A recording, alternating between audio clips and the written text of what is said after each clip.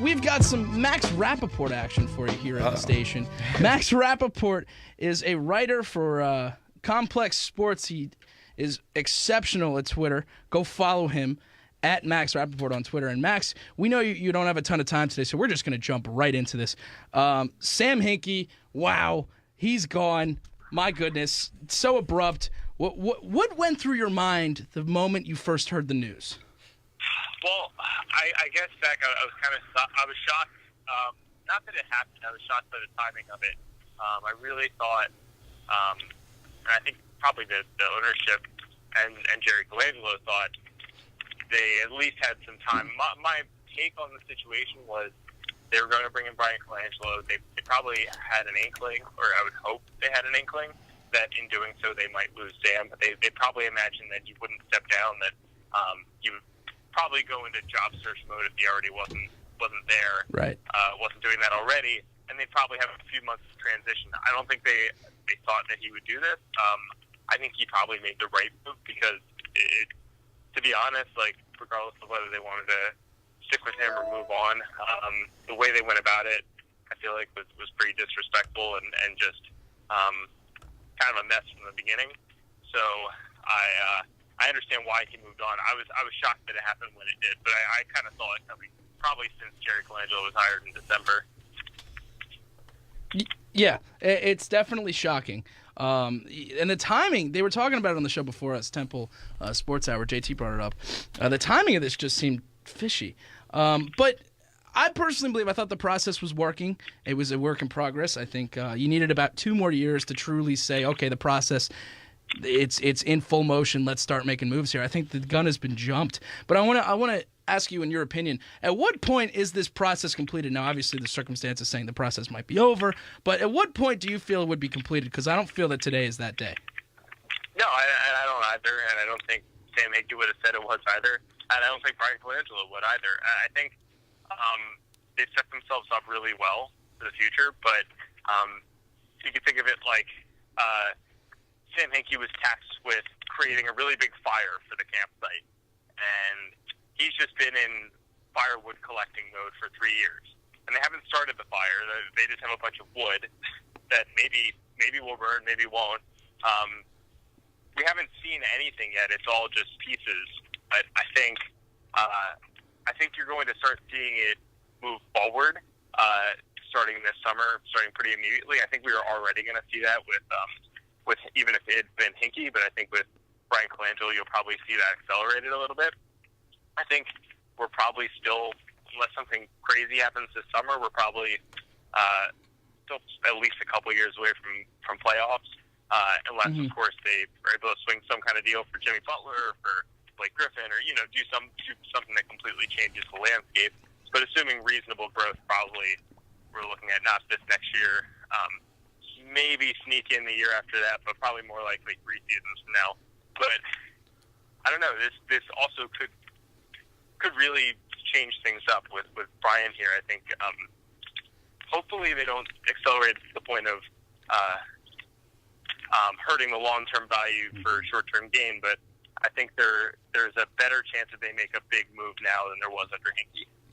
I agree. Yeah, you don't want to damage your long-term prospects because in 2 years you're going to have Saric here presumably, and in 2 years you're going to have basically closure on the Embiid situation as well as more players coming through with all the assets acquired. Now, in the press conference, Brian Colangelo said, quote, there may be a decision to package some of those things, as in pieces, to acquire players that fit our strategy.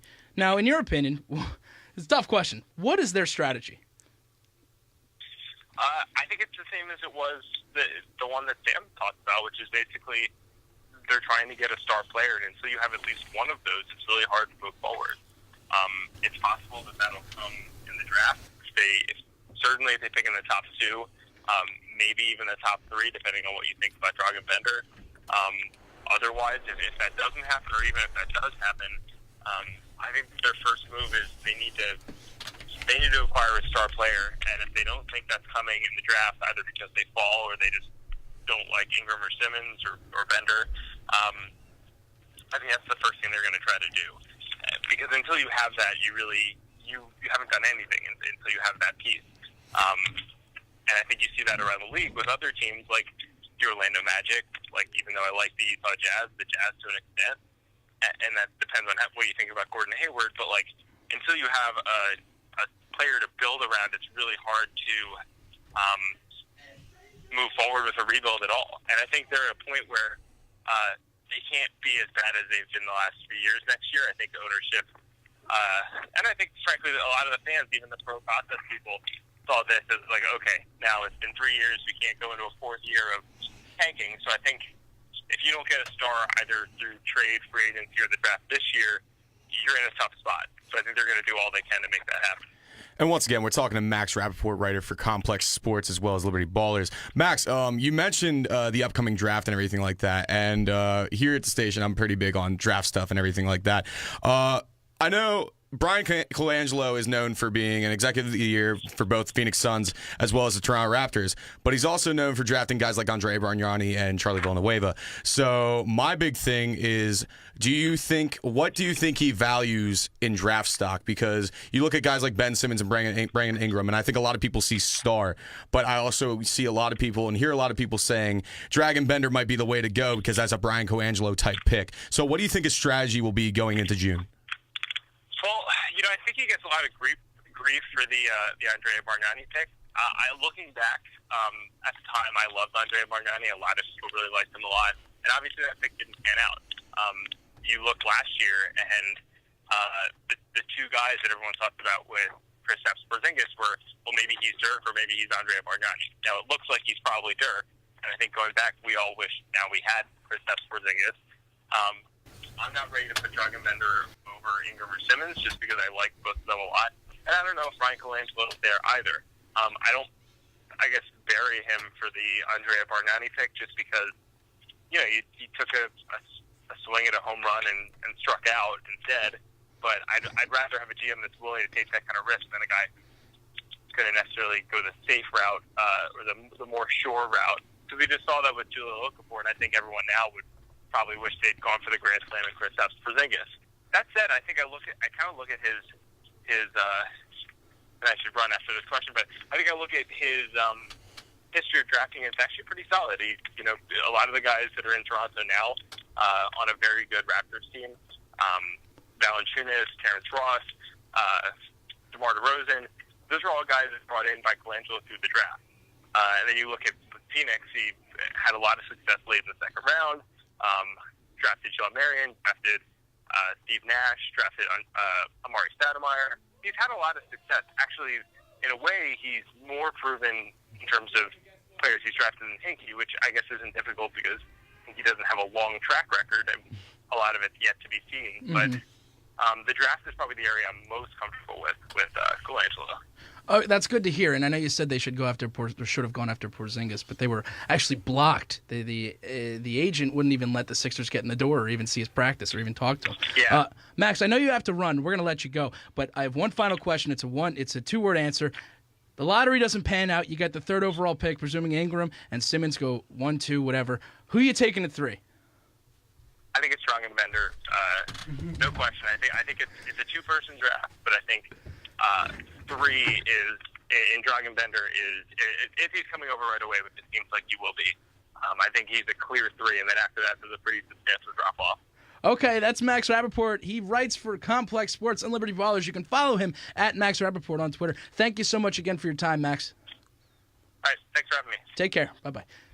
All right, that was Max Rappaport, and E. White is out of his chair. This is why we need a camera in the studio. E. White is about to sound off right now. Listen. Rappaport said the wrong thing. With all due respect to Max Rappaport, he has a job. I'm in college. There's obviously a difference here. For you to... No. Okay, I have this really big thing with international players. We all know this here. Not all of them are Dirk. We all know this. There's plenty of Carlos Delfinos, Rajo Nesterovic. I don't know. Listen, here's my thing about Brian Colangelo. For Max to say he's the most comfortable with Brian Colangelo in the draft, I think, yeah, in a sense, if you want safety, yes. If you want to go and get a star player and you're going to go with Dragon Bender at number 3, I get it. He's good. He's not that good. You know who else you could get? Jaylen Brown, Chris Dunn. You realize how Chris Dunn carried Providence this year? You realize how Jaylen Brown carried Cal this year? I don't think you understand that Dragon Bender, listen, he's been playing against boys. I get it over there, and you play against grown men overseas and everything like that. The team he plays on is the youngest team in the Spanish league. Like, consistently every year, that team is so young. Or no, not the Spanish league. I believe he's playing in Israel right now. Nonetheless, his team is very young. I look at the way it's going right now. It's not a good move, in my opinion, to get Dragon Bender. First of all, you already have like 7 centers on the team. Why do you need more? Brian Colangelo is also the guy that traded away Roy Hibbert to the Pacers. And listen, I know you're sitting there going like, Roy Hibbert. At the time, let's see what happened with Roy Hibbert. He did pretty well for Indiana. Indiana was making some huge moves. I'm not passing judgment on Roy Hibbert right now, but Chris Dunn at 3, though, that's pretty bold. I gotta say, really? I think that's. I don't think it is. I like Dunn. I'm a fan. I think Chris Dunn's a top 5, top 10 player. Otherwise, like, Buddy Hield's up there too, and I think like him going top 5 is a bit of a stretch. Do I think it could happen? Yes, but like at the same time, I'm just not. You're smiling about something. He definitely just tweeted at me or something. No, you know where this is going. Oh God, you're I know already where this. riled up. You know where we're going. No, I know where we're going with this. Nonetheless, I look at this whole entire situation. I don't love Brian Colangelo. If you want consistency for a year or two, yeah, have Brian Colangelo. You want to get to a championship, he's not the guy you go with. I understand the switch and the transition and everything like that, and you want some, civility and some sanctuary in your organization. Obviously, Hinkie shooks things up a lot, and you're going to have a completely different. Honestly, a completely differing strategy going into the next couple years. But as far as it goes with the whole tanking situation and like analytics and whatever, I hate analytics. I'm an old school basketball fan, but I know it works nowadays.